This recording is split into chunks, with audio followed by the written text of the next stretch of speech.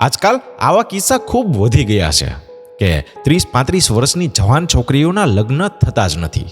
કેમ?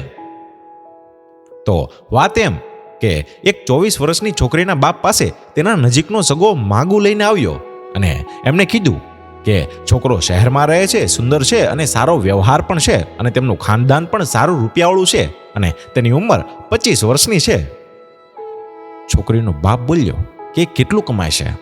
તો પેલો સગો બોલ્યો કે 30,000 જેટલું કમાય છે.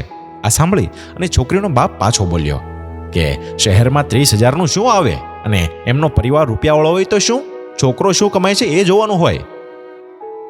એમ કરી અને ના પાડી દીધી. એના પછી એ જ સગાવાળો 2 મહિના પછી બીજું માગું લઈને આવ્યો, બીજા છોકરાનું, જે મહિને 50,000 કમાય છે પણ ઉંમર થોડીક મોટી છે, 28 વર્ષનો છે.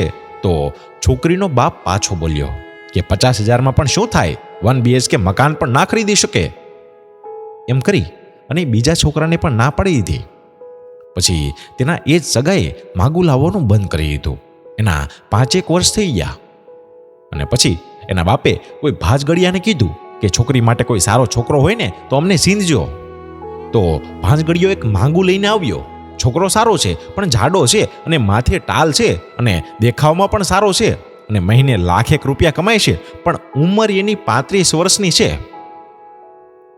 તો છોકરીનો બાપ ગુસ્સે થઈ અને બોલ્યો કે મારી છોકરી 29 વર્ષની છે અને હું મારી છોકરી માટે આટલો મોટો છોકરો? ના, નથી કરવી. શું કરવાનો આટલો બધો પગાર? મારી છોકરી માટે જવાન અને સુંદર છોકરો જોઈએ. આમને આમ બીજા 4 વર્ષ પણ નીકળી ગયા અને છોકરીની ઉંમર 34 વર્ષની થઈ ગઈ. તો છોકરીના બાપે ફરીથી બીજા ભાંજગડિયાનો સંપર્ક કર્યો. તો ભાંજગડિયો કહે કે હવે તમારી છોકરી માટે મારી પાસે 40 થી 45 વર્ષના છોકરા જ બચ્યા છે, એ બી બીજા લગ્નવાળા. છોકરીનો બાપ લાચાર થઈને હવે કહે છે કે કોઈ પણ બતાવી દો, પણ મારી દીકરી 35 વર્ષની હવે થવા આવી છે, ચાલશે. આવું આપણી આજુબાજુમાં પણ થતું જ હોય છે. લગ્ન માટે રૂપિયાને બહુ મહત્વ ના આપવું જોઈએ. જ્યારે પહેલા લગ્ન કરતા ને તો બધા રૂપિયાને નહોતા જોતા. ઘણા પહેલા ગરીબ હોય છે, પછી માલદાર થઈ જાય અને જે માલદાર હોય ને તે ગરીબ પણ થઈ જાય છે. મા બાપની ઈચ્છાનું સન્માન હોય છે. કોઈ મા બાપ તેમના સંતાનનું ખરાબ ના વિચારે, પણ આજકાલના મા બાપ માંગું એટલે ઠુકરાવી દે છે કે એક સામાન્ય નોકરી છે કે ભણેલો નથી કે પછી ઓછું કમાય છે. આ તો બધો જ કિસ્મતનો ખેલ છે બિરાદર.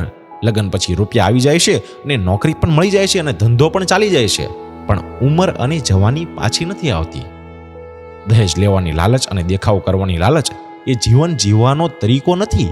જીવનમાં રિશ્તાનું મહત્વ રૂપિયાથી ઘણું ઉપર છે. અને આ વાત તમને સારી અને સાચી લાગી હોય ને તો શેર જરૂર કરજો બિરાદર.